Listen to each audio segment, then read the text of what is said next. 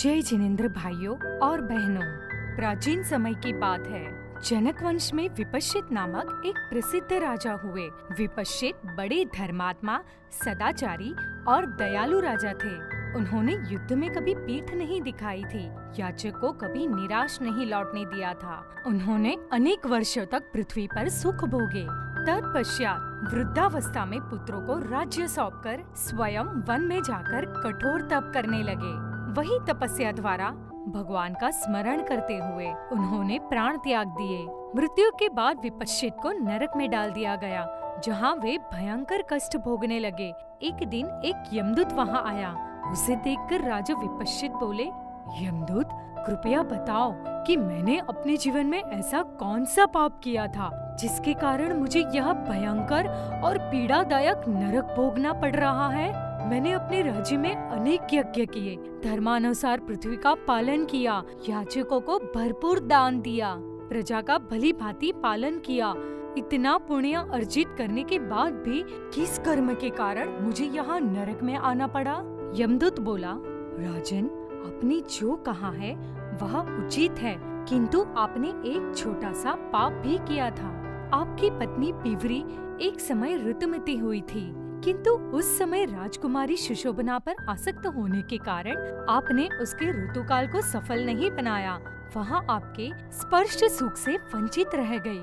ऋतुकाल का उल्लंघन करने के कारण आपको इस नरक में कष्ट भोगना पड़ रहा है। जो मनुष्य काम के अधीन होकर स्त्री के ऋतुकाल का उल्लंघन करता है, उसे इस नरक में आना पड़ता है। आपका इतना ही पाप है, इसके अतिरिक्त और कोई पाप नहीं है। आप यहाँ अपने पाप का फल भोग चुके हैं, अतः अब आप अपने पुण्य कर्मों का फल भोगने के लिए मेरे साथ चलिए। यमदूत की बात सुन विपश्चित ने पाप कर्मों, उनके दंड और उससे प्राप्त होने वाली विभिन्न योनियों के विषय में पूछा।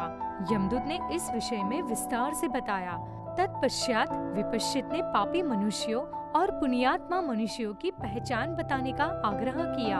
यमदूत बोला, महाराज, निंदा करना, कृतज्ञता, दूसरों के गुप्त भेद खोलना, निष्ठुरता, निर्दयता, झूठ बोलना, माता पिता और गुरुजन का निरादर करना, उन्हें अशब्द कहना, पर स्त्री से समागम, दूसरे का धन हड़पना, अपवित्र रहना, निर्दोष जीवों की हत्या करना, देवताओं की निंदा एवं वेदों का निरादर करना, बुद्धि का प्रयोग बुरे कार्य में करना और इसके अतिरिक्त जितने भी अन्य निंदनीय कर्म है, उनमें निरंतर संलग्न रहना, ये सब नरक भोग कर लौटे मनुष्यों की पहचान है।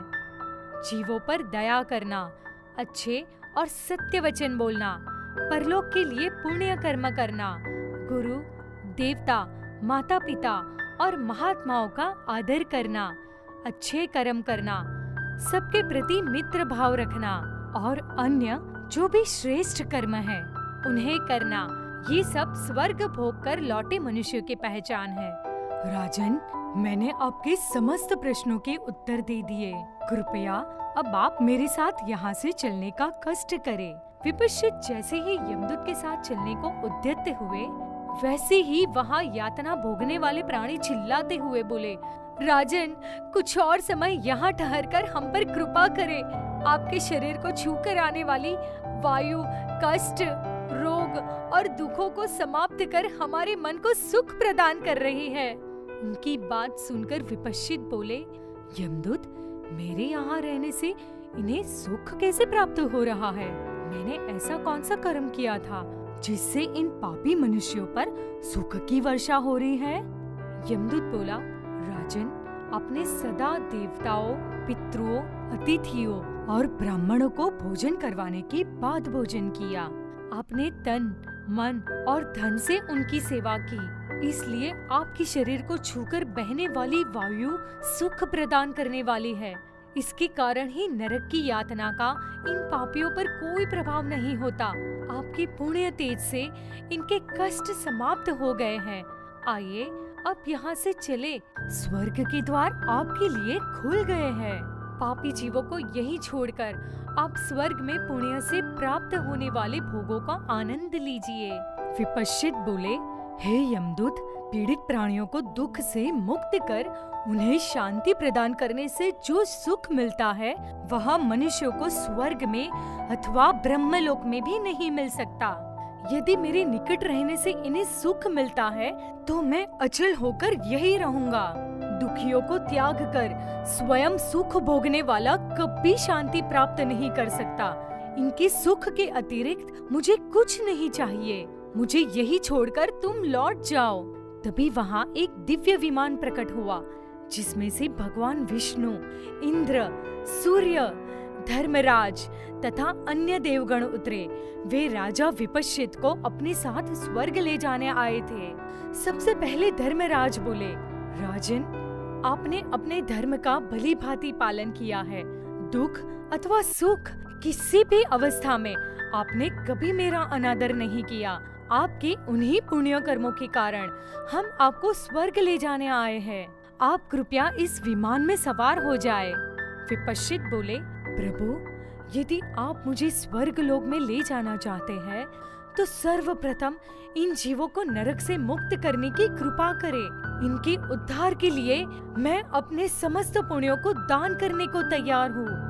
तब देवराज इंद्र बोले, हे राजन, जिस प्रकार समुद्र के जल कण, आकाश के तारे और वर्षा की धाराएं असंख्य है, उसी प्रकार आपकी पुण्य भी अनंत है। नरक में पड़े इन जीवों पर कृपा करने से आपका पुण्य लाखों गुना बढ़ गया है।